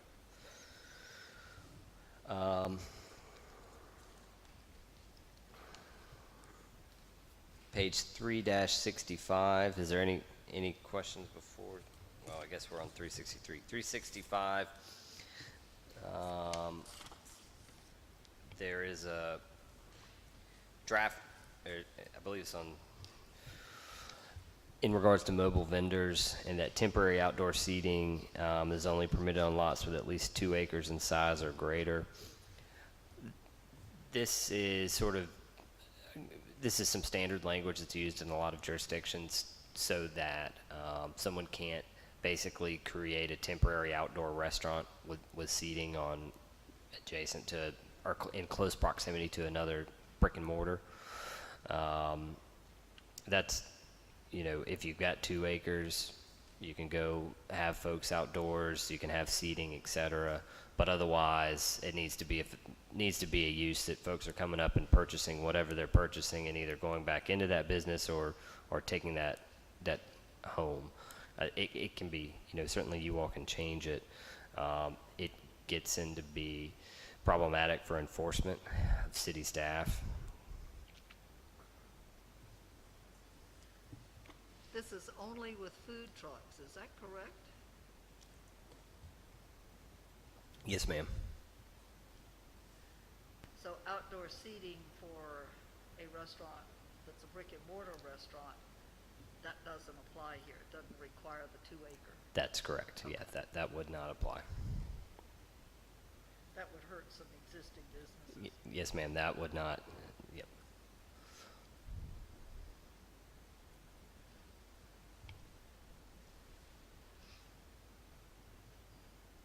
Certainly, if there's more discussion, or if you all feel like you want to relax Just it. thinking through existing businesses that may invite food trucks. As, right now, they're certainly not sitting on 2 acres. So if it's an existing business, say take for example a bottle shop or something that already has outdoor seating, totally fine. This is saying that the food truck can't come and set up their own seating, for example. Understood. Okay. But they couldn't come to a vacant lot and then just They put could. out a lot of chairs That's right. and tables. They couldn't come to a vacant lot and then set up a de facto outdoor restaurant.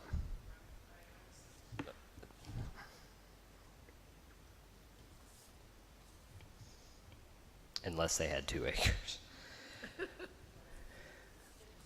That's correct.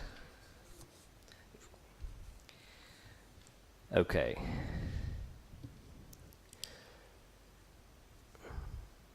There is a question on page 3-75. Anything prior to page 3-75?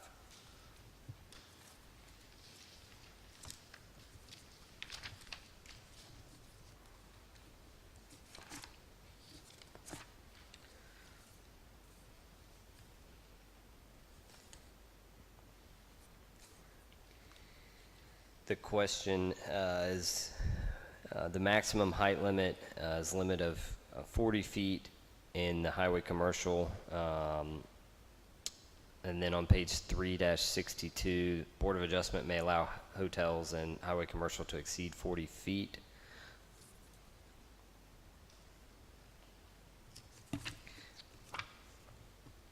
Thomas, I recall we had a discussion about that. I don't, but for whatever reason, we kept that language as is, allowing the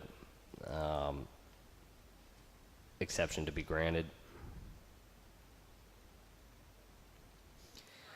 Your chart shows the maximum height limit for light industrial and highway industrial as exceeding 40.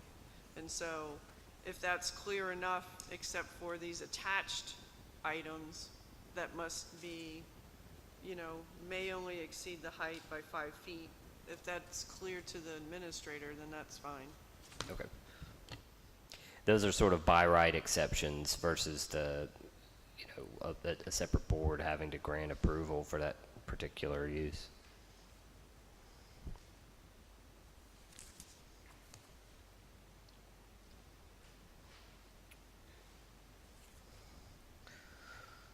Okay, moving on, page 3-80.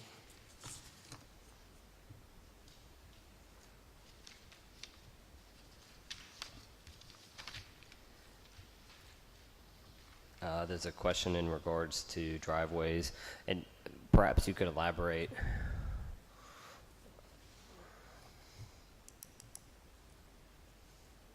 I'm questioning all driveways will be paved. And it goes back to that, question again of more surface, or not. So, it would be nice if there was a way to steer people towards the, pervious materials, whether it's, latticecrete or whatever, different ways. But that's just thinking about stormwater in general. Also, trees. Along the right-of-way where driveways are going to be passing over the right-of-way, you don't want to pave over live oak roots. You want to try to avoid anything that keeps them from getting water.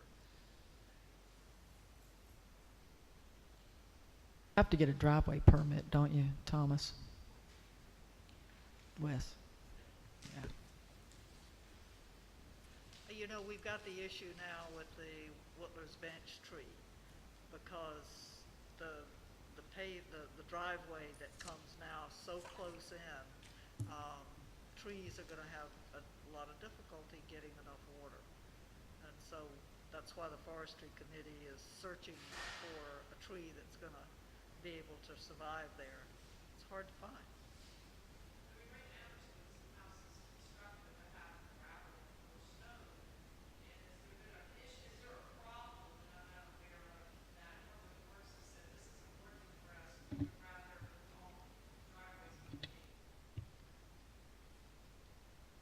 I don't know.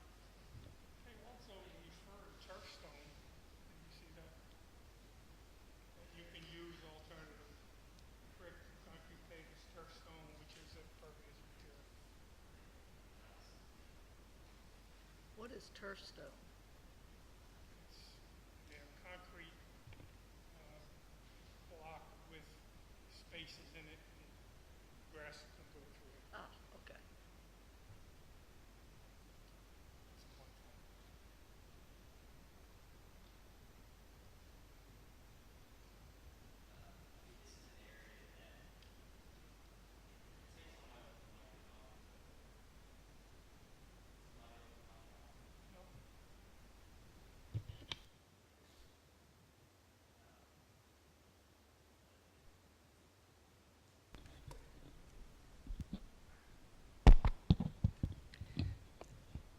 this is an area that we did have some discussion. We didn't, similar to our discussion prior, that we didn't address the stormwater technical details or specifications. This is something that affects a lot of people. We certainly can try to look at it. I would recommend that this type of thing would be the thing that would be included in any sort of stormwater update to your stormwater ordinance. It's very common, though, to have these rules and regulations in place, so there's some level of continuity between driveways throughout the city. But I'm not suggesting that this is the best, perhaps, provisions or state of the art per se. We did try to clean them up where we could.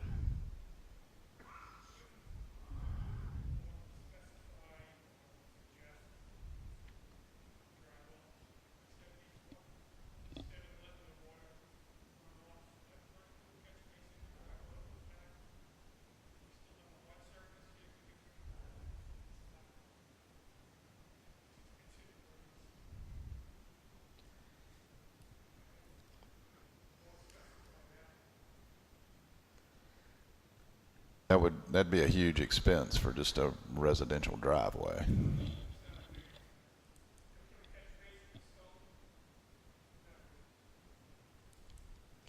It would be underneath the driveway itself. Yeah. Mm-hmm.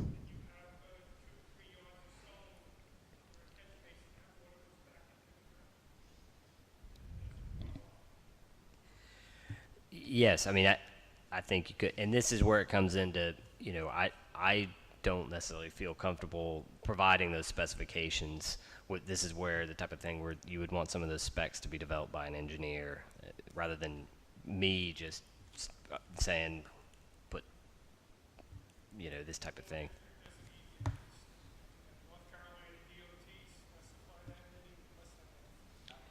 Not, yeah.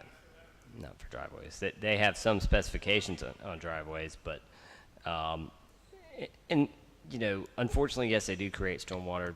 Usually why they are paved is it also cuts down on the maintenance of your city streets. So where you don't have pavement meet the edge of your road, you will have a lot of cracking and so there are, again, there's pluses and minuses to all types of materials. Unfortunately, paving does create stormwater, but it also helps protect your city streets. Sure, that too. So, I would say unless there's a serious objection to your current standards, I would include looking at driveway material specifications as part of any sort of stormwater update you do. Rather than us try to sort of figure it out.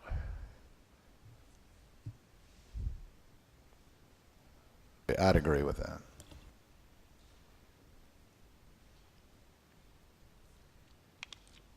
Okay.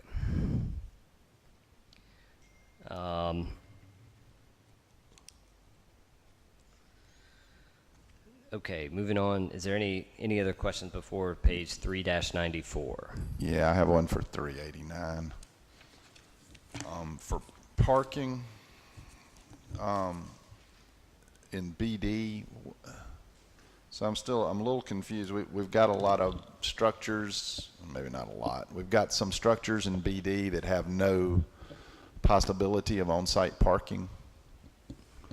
So and I'm not clear on how they fit into the parking thing. Is the existing ones just simply going to be grandfathered in?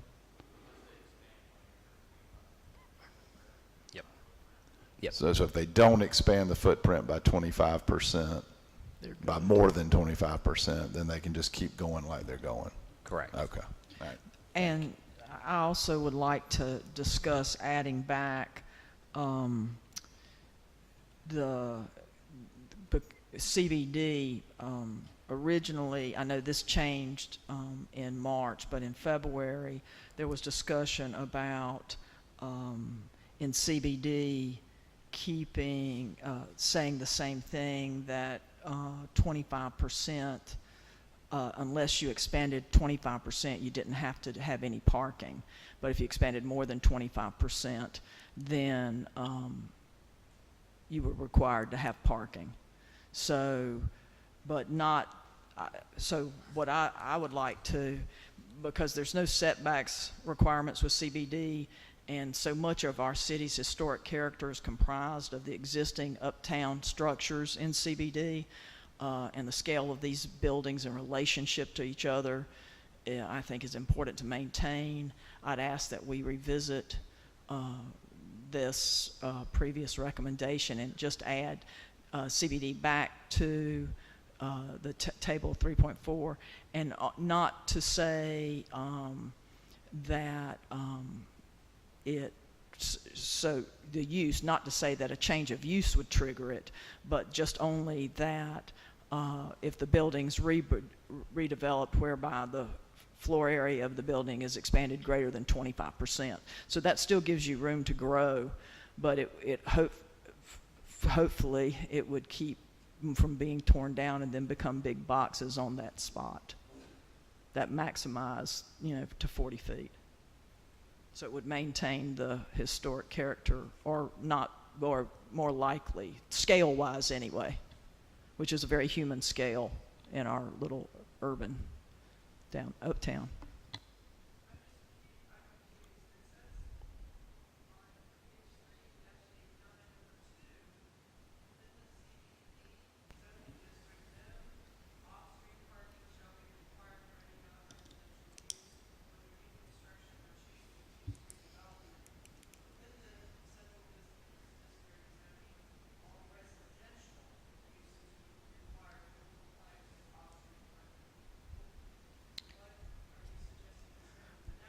No, what I'm suggesting that's different than that is to say that redevelopment of more than 25% would trigger parking for business. It's a separate issue. The thing about residential, what my understanding, and Thomas could probably tell it better, but my understanding was that the reason that's in is so that it's not a mixed use, and all the parking that's there for business becomes, daily parking for residential. But basically what I'm saying is for the business to not be expanded beyond 25% or triggering.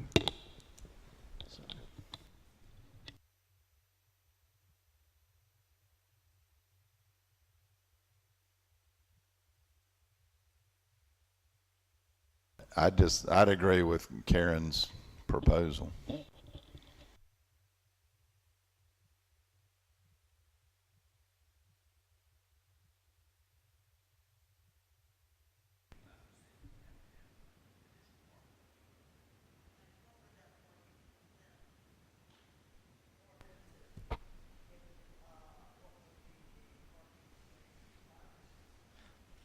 Well, that their rules Depends about on all the that. use. Yeah.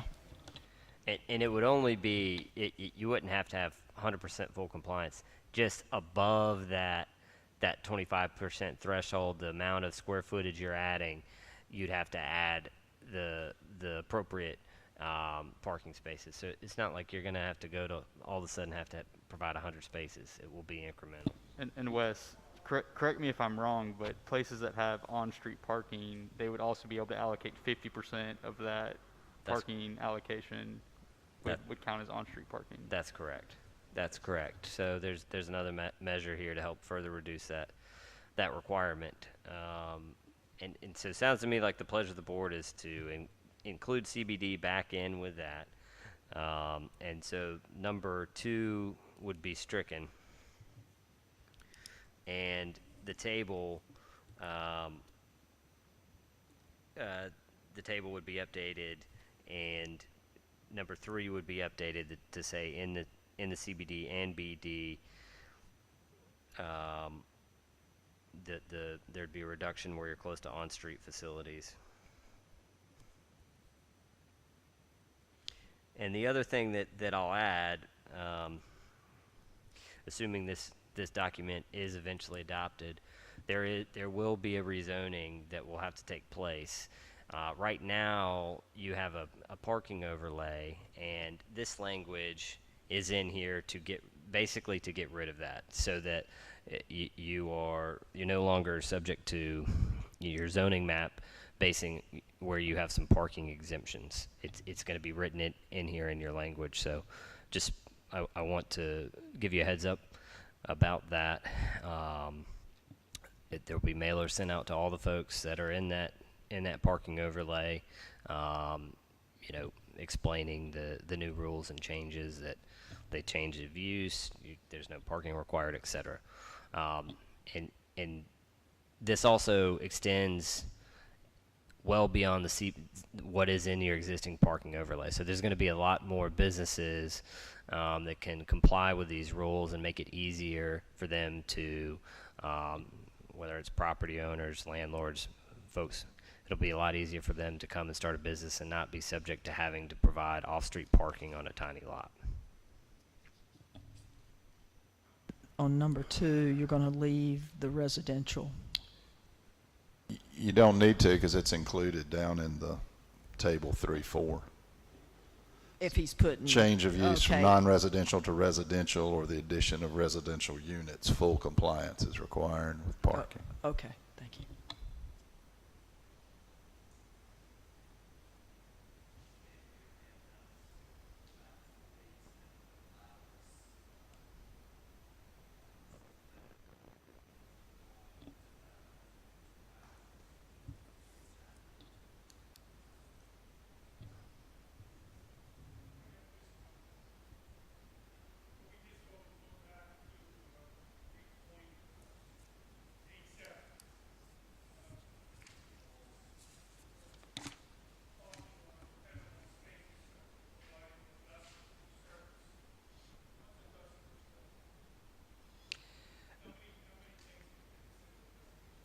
There's, it would not be crush and run. It would not be sand.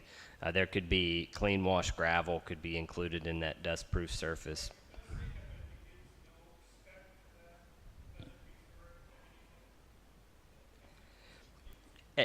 So when this is important, because what will happen is in that site plan approval process, there'll be a clause on there stating that a dust-proof surface shall be provided, and the applicant will have to state that. So then if there's issues, that if there is dust created on site, the city can then go and provide your material that you proposed. You said that it was dust-proof. It's not. You need to rectify this particular issue. And this does happen. It's not as common as it used to be, but neighbors can get quite ornery when there's dust coming onto their property from the adjacent property.